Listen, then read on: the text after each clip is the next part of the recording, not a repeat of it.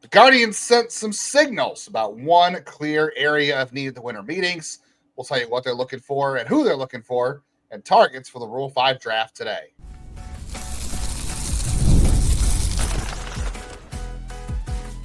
You are Locked On Guardians, your daily podcast on the Cleveland Guardians. Part of the Locked On Podcast Network, your team every day. What is up, Guardians fans? Welcome back to another episode of Locked On Guardians. For the next half hour, we're talking about your Cleveland Guardians, the only daily podcast that covers your team every day, the majors, the minors, the draft, everything in between. We're doing all that on today's show. Part of the Locked On Podcast Network, now the number one sports podcast network. I'm Justin Lada, one of your two co-hosts for the last 3 years, and counting with my friend and co-host Jeff Ellis. I've spent 18 years covering the Guardians minor league system as a prospect, editor, and writer, and that makes me Rule 5 eligible for a long, long time. As you mentioned, I'm Jeff Ellis. I've been here since Locked On expanded into baseball nearly 7 years ago. Before that, I was a national writer at Scout and 24/7, focused on prospects in the draft. I want to thank you for making today's episode your first listen today and every day, wherever it is you get podcasts. Big shout out to all of our everydayers out there. I'll talk about Pat Bittinger, who was the first person to have a comment in the live stream from the MLB Draft. Lotto, if you want more in-depth, go check out our live stream. I explained each and every way and why everything was happening the way it happened, and gave you updates on pool money for the Guardians, which we will maybe get into today. But again, thank you to all of our everydayers. We thank you so much for joining us. We do. I would protect all the everydayers in the Rule 5 draft and our insiders as well. So the draft lottery is in the books. We'll talk about where the Guardians will pick and the impact of that on their lottery spot. The lottery on their spot. So Jeff will have all that for you in segment 3. We're going to give our Rule 5 preview later on in today's show for the Guardians. First, we are digging into Chris Antonetti's comments on the roster from the winter meetings. Today's episode of Locked On Guardians brought to you by our friends over at FanDuel. If you want to be right in the middle of the action this season, visit FanDuel.com. Place your live NFL bets all season long. So we heard Stephen Vogt talk on Monday. Chris Antonetti talked a little bit on Monday and Tuesday as well from Orlando. And they both mentioned the need for bullpen options. This is not a team that necessarily signals anything specific, as we talked about on Monday's show. But I should say Tuesday's show, sorry. On Tuesday's show. But we did say, they did go out of their way to say a couple names. And now they've kind of singled out a position. So Chris Antonetti on Monday said, we don't have as many options in the bullpen as we'd like to have. It's a very different situation than the position player side. And they look at a lot of different things. And their goal is to find guys who can get outs, ideally at meaningful times. But he also said what that looks like can take very different shapes and profiles. So that to me says that the first domino for them to fall is going to be a reliever. Now, the market can move in a certain way, deals can come together, but it kind of sounds like trying to figure out how this bullpen comes together. It kind of feels like their first priority, does it not? Yeah, it's an interesting thing too, from their perspective, at least from my perspective. Of I saw someone in their comments make a statement like, "Oh, I wish they had traded Class A." No, it wasn't in their comments; it was on Twitter. Why didn't they trade Class A years ago? I'm like, well, because if the closer that should not be mentioned that I just mentioned was still here, they wouldn't be trading him; they'd be keeping him. It's such a position of need with the way they use that pen that right now we're seeing the ramifications. Because I'm going to say it again, with all the pitching depth they have, like Class A and Ortiz might both be in the pen for next year. Like if the way everyone else proved themselves, they probably wouldn't have shifted Ortiz, but that was his role in Pittsburgh. Like one of the direct reasons I think we are seeing such a need at that relief position is those two arms. Like that was, it's not just the one, it's both. Because Ortiz has better bullpen stuff than say an Allen or say even Cantillo or kind of those back end types. So that is why we're seeing such a need here. They lost immediate depth, and the bullpen market, it's been hot and heavy early. There's still guys we like. We had some off-air debates about Tyler Rogers. I will say Submariners last forever. I like Sean Armstrong. He's still out there. But the prices, Emilio Pagan got $10 million. Steve Matz got 2 years, $7.5 million. Soto just got $7.75 million. The relief market's been pretty expensive. There's some interesting guys out there left. Still guys that you and I have discussed and we like, but the market's going quick and there's just not as many options available. Yeah, the market is going quick. There are still options out there, but we've seen obviously the big dominoes are off the board, right? Devin Williams is gone, Edwin Diaz is gone. Still Suarez from the bigger dominoes, like in terms of like the big money guys. I think a lot of people thought Suarez was kind of in that tier. Yeah, and we're starting to hear some things about him as well being linked to a couple of teams. I assume the Yankees are going to jump on the relief market because they lost Williams and then also didn't land Diaz. The Mets probably jumped back into the relief market because I think they thought Blue Jays. Yeah, the Blue Jays have no closer. Yeah, it's gonna be a competitive market the rest of the way. Phil Maton's gone. Soto just went off the board. I think we thought Soto was a Guardians target. Helsley's already gone. We talked about him earlier in the winter. So there's still Rogers. I think Brad Keller's been mentioned by a couple of teams. Well, Finnegan's interesting as well, too. Yeah, I haven't seen his name pop up anywhere yet. Obviously, my guy, Luke Weaver, that's my top target right now. He has not been thrown around, but he might be one of the other guys that's out there as far as closing experience. I've seen Kenley Jansen's name kicked around a little bit with some interest, and I'm like, I don't know if I want the Guardians to be in that market for Kenley Jansen. He's just he's older, has one pitch essentially, and like I know he's a veteran and all other stuff, but wasn't particularly good. He wasn't particularly good in spite of the long history.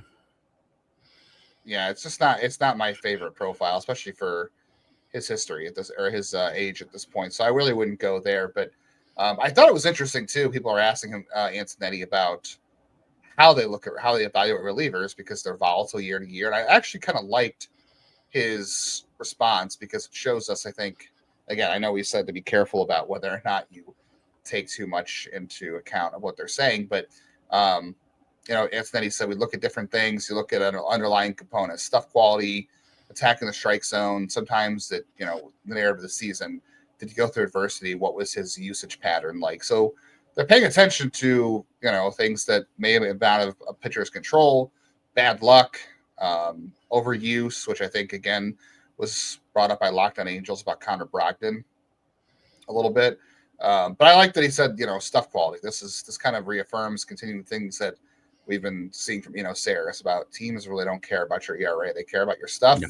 They care about your strikeouts, and we'll have a lot to say about that when it comes to the Rule 5 draft. Was it Baseball America had a thing recently that said like you want to look at a ground ball rate over 35, a strikeout rate over 25, and a walk rate under 12 percents, and then high or big extension, of put down a very specific 4-part piece. And it's like everything they said is things you and I agree with and tend to look at naturally, but it's like, yeah, that's, I tried to play around with it and just find those exact guys, but with Fangraphs, I couldn't make it only free agents. I was going through their the leaderboard, trying to put I could put all the specifics together except for extension. And then I could see what guys were there and who could be available. But yeah, it's, it's guys, no team is probably even looking at the ERA of a single reliever they are signing.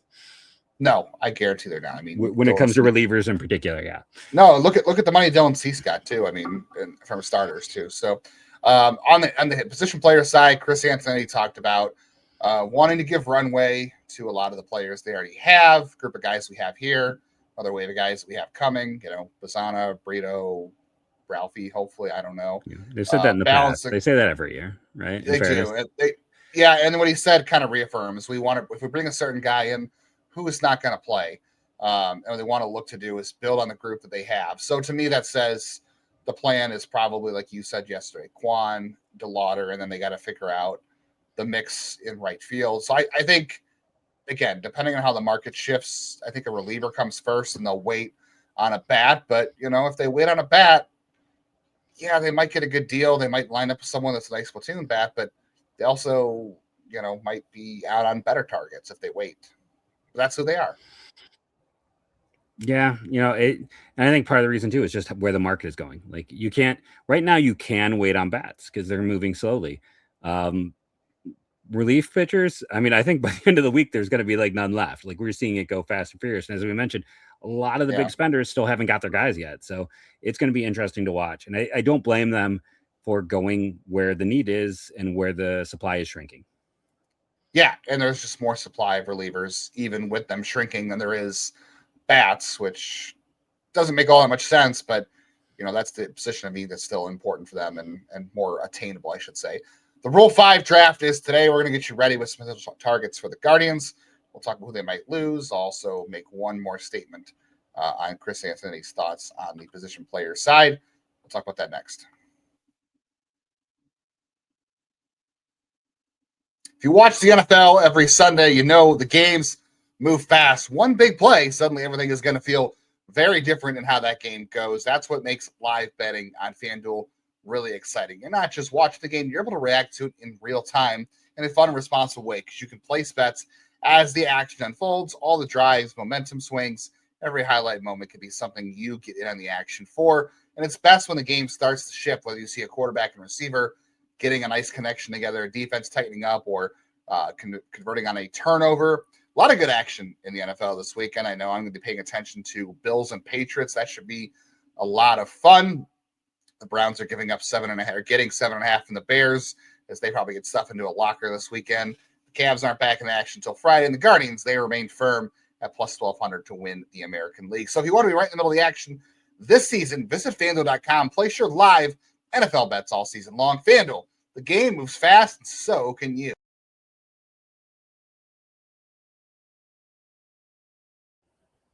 Hey, thank you all out there for making Locked On Guardians your first listen of the day, and thank you for making Locked On Guardians in the Locked On Sports Network, the #1 sports podcast network.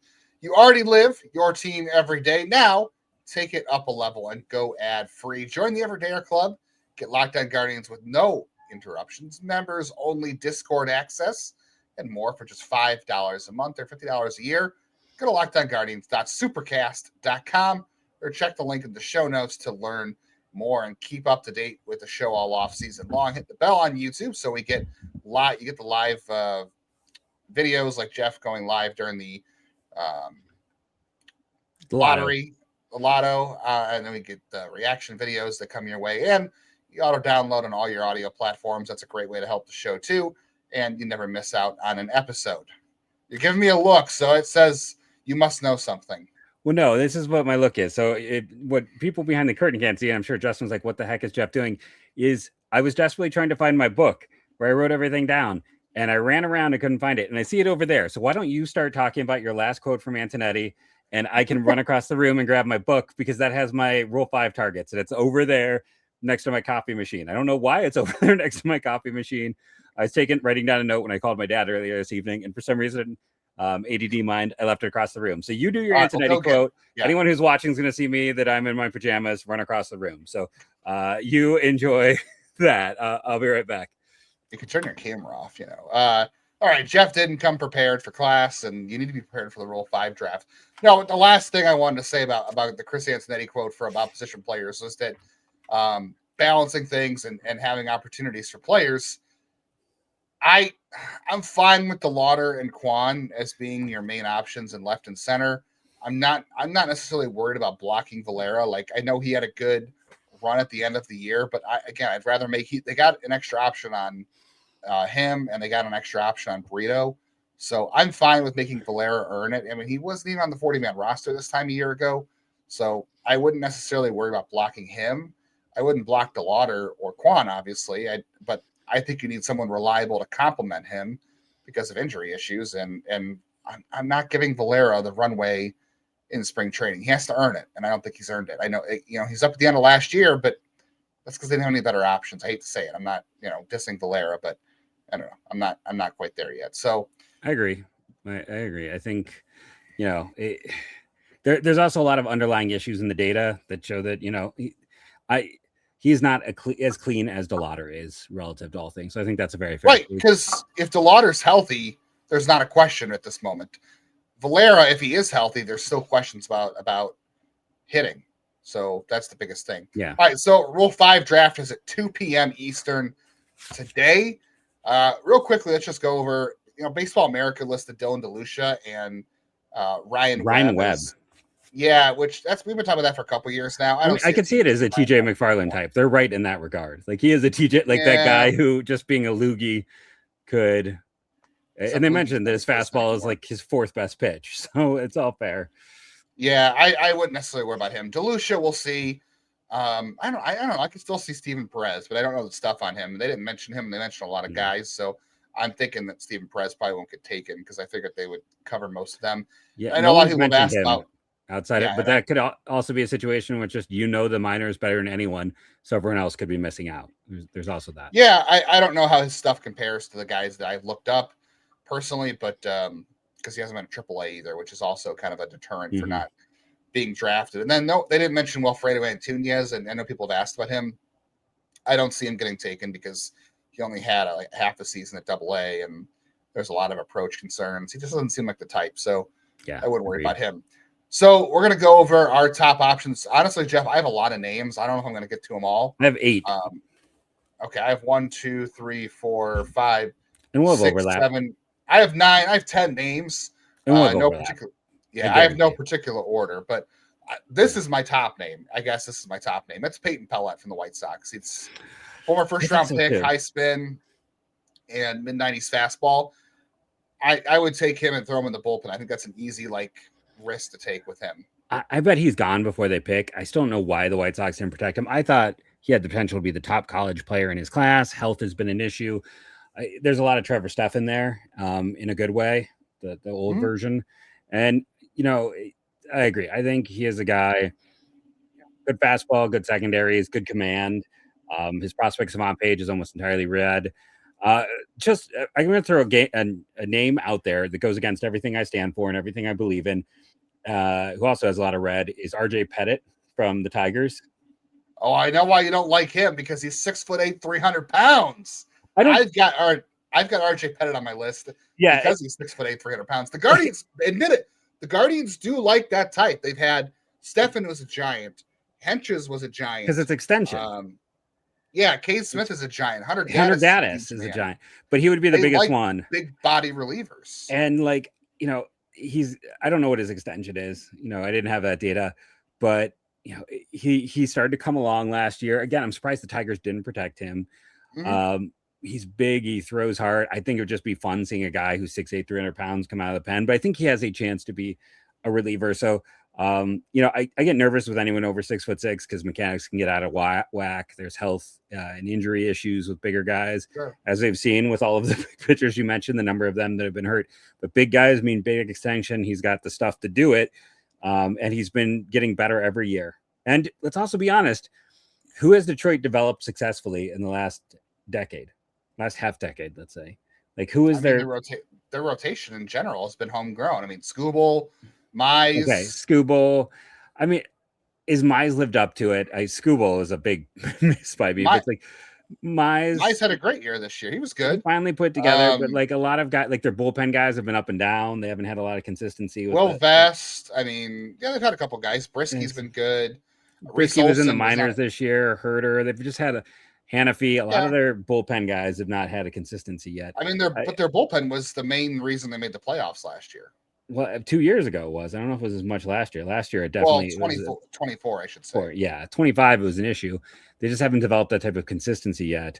And you're right. I mean, it's been better than I was thinking. I don't know what I was thinking there with my statement. That was just you want another big guy to target is Jose Rodriguez, who was at the Dodgers, which might be contradictory to mention him, because you would think, well, why would the Dodgers leave a guy that's that good unprotected? I don't know. He's 6'6", 200. He has an extension of 7.1 feet. He throws 2 different fastballs in the upper 90s. He's got a big sweeper. Obviously, everybody in this list is going to be guys who don't know where the ball is going when they throw it. That's usually the biggest issue. Is you got guys who don't throw hard enough, like Ryan Webb, or you've got relievers with great stuff who are basically Rick Vaughn out there. So Jose Rodriguez could be one of those guys.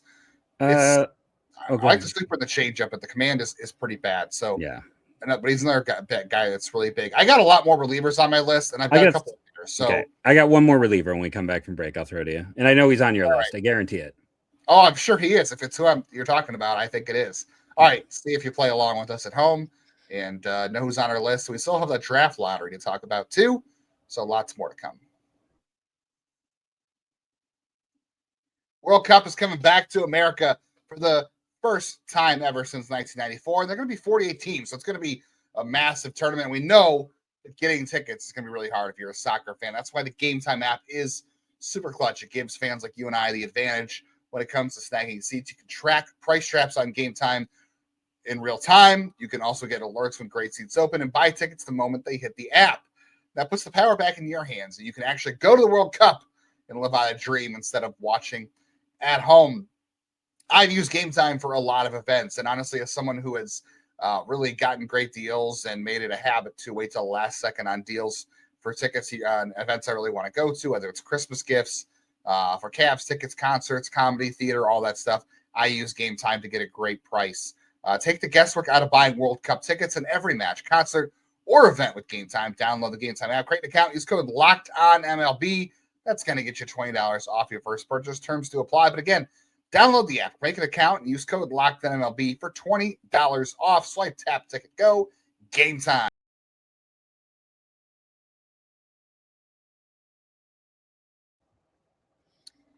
All right, we're back. Make sure you sign up for the Everydayer Club or become an insider. You can get all the kind of news on Guardian stuff, no matter when it happens, news, rumors, discussion, mailbags, insider chats, all that good stuff. Subtext.com/LockedOnGuardians. All right, Jeff, who do you think is the crossover on our list? ZM, Zach McCambly. I read about him. I didn't put him on my list. I almost did. Yeah, he wasn't on my list. I liked him coming out of school. Good secondary offerings. He's moved well through the system. Coastal Carolina, right? Yeah, not the biggest guy, not the most electric stuff, but just one of those pitchers who has always found success and is had pretty good command numbers through the minors. So yeah, I thought for sure you'd have him on there. I thought you were going to say Griff McGarry. I probably should have known. Well, he's not on my list. I wouldn't. Yeah. Kidding me? I don't like command. I demand command. I have no interest in guys who. Griff McGarry has a 121 composite score of 121 stuff plus, high 90s fastball, 7 feet of extension. I would love to take it. I have a better chance of finding the strike zone than him, and I doubt I could actually get the ball to. That's fair. That's fair. It's bad. And Philly has been really good about correcting and helping guys with command issues. Cleveland has been terrible at it, and Philly couldn't fix him. I don't think Cleveland's going to. Yeah. There are some interesting names as far as pitchers go, which they always are because there's just a lot of pitchers. Like I have Harrison Cohen from the Yankees on my list. He's got an 18. I almost had him. He was my next cut. Yeah, 18 IVB fastball, low 90s. That's induced vertical break, so 20 is good. 18's right there with it. His cutter and his change both get whiffs over 30%. He walks some guys, but he doesn't get hit hard, so that's always fun. Jared Southern's a lefty with a 94-mile-an-hour fastball. Doesn't get hit hard. He has 2 pitches that have 100 plus stuff plus. Then I had Tyler Vogel on my list, too. He's got a higher walk rate, but his ground ball rate's very high, 6.7 feet of extension, unique fastball plane, has three pitches, and he has got a great splitter. A lot of teams are looking for splitters. Cade Smith has one. Trevor Steffen has one. He's not on the roster anymore. Walters has one. So there's people looking for him too.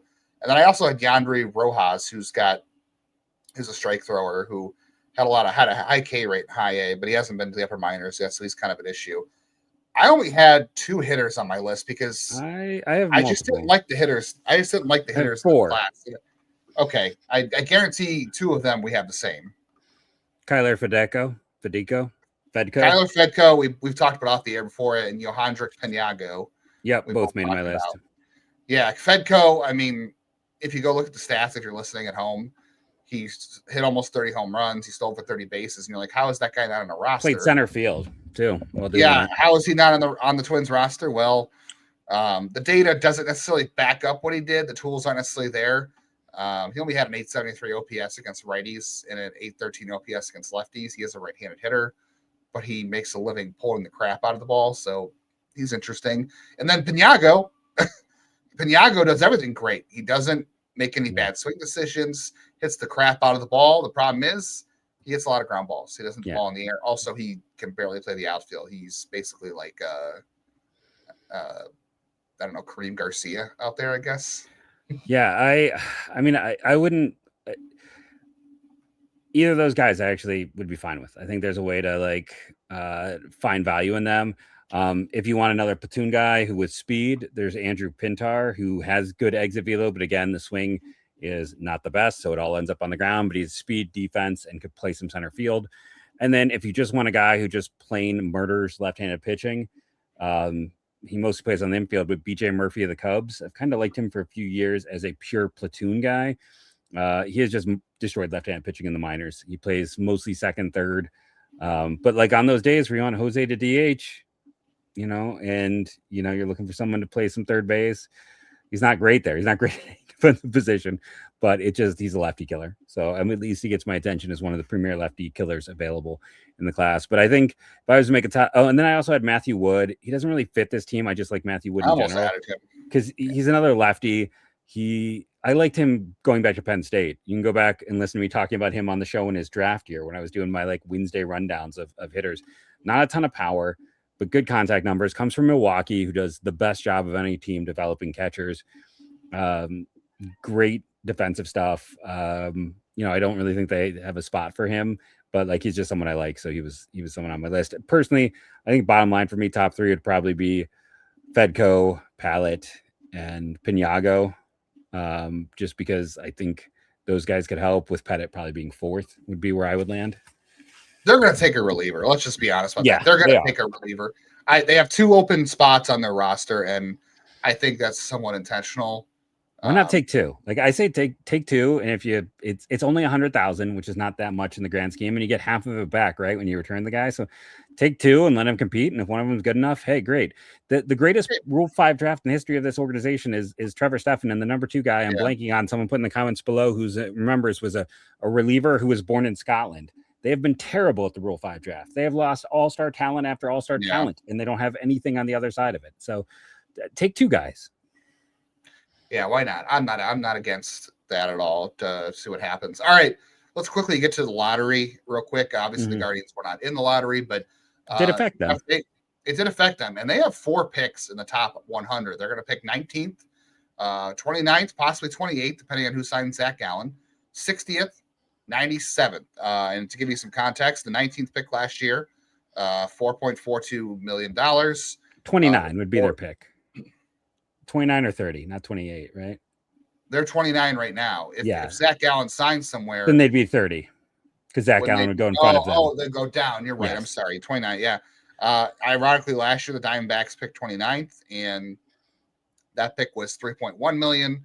Last year the 60th pick was $1.5 million, and then last year the 97th pick. This is slot values, by the way, $788,000. And those teams all had double digits in pool money, except for the Braves. The Braves picked 60th, and they had a $9 million budget. So the Guardians should have double digits in the budget, I think, this year for their slot. And they always spend all of it. Like one of the things that's like you see one of the dumbest statements to me is always when people were like, oh, like the year they had the first overall pick. Well, are they trying to, if you hear talk of an underslot deal, remember it's the equivalent of trading down. That is the MLB equivalent of trading down. They always do underslot. That is just what they do. Because they want to, until last year where they went overslot it's the first time we went overslot in forever for Jay Slavallette. But it's, you can spread that money around. This gives them just more buying power. I'll throw out there, with the Mets nearly moved up. Like the article on BA talks, they were like 1 ball away from moving up. The 2 teams in front of them did move up. If the Mets had moved up, Cleveland would have fallen back to 20. That would have cost them $150,000 in pool money. With Edwin Diaz going to the Dodgers from the Mets, how that also changes the draft today is the Dodgers lose their 2nd rounder, their 5th rounder, and $1 million in international money. And the Mets get the first pick after not necessarily the first pick, because there's other guys who could also, but they'll get a pick after the 4th round. So it means Cleveland's their 3rd and 4th rounders now officially move up. And, that's another $15,000 in bonus money as well. So, all this stuff matters because we know it's one of those areas where they will spend every dime. They go well into the penalty. And it's just how it gets situated. But yeah, they have a lot of picks. They have a chance to make a lot of hay. Now, I think at this point in time, Kansas City kind of owns this draft because of their jump up and because they also have that high They have the number. They're going to pick if Zach Allen doesn't sign a $50 million plus contract, and Cleveland will pick 29. Kansas City will pick 6 and 30. That's quite good for any team. That sure is. So they're going to be, equally in that seat. I'm curious to see. We got a lot of time to go. There's a lot of projections. I saw that myself and Baseball America both had Logan Schmidt there. I also think Blake Bowen is an interesting guy. We'll have to. I'm all in on Logan Schmidt right now. I love that profile. We were texting about it, and I was like, "What's the last time they took a high school pitcher in the first round?" It was Daniel Espino. It was. There's a lot of markers there for Schmidt, and I like the stuff. I saw one mock also had Cam Flukie there. I think that'd be a dream scenario. If that happened, I would be running around and scream my head off. Not quite so much as I would have for Nick Kurtz, but pretty close. I would love to have Cam Flukie, but I don't see it happening barring an injury. Yeah, to me, he's like, one of the top arms in the entire class. So I would love to see it. I don't think it's going to happen.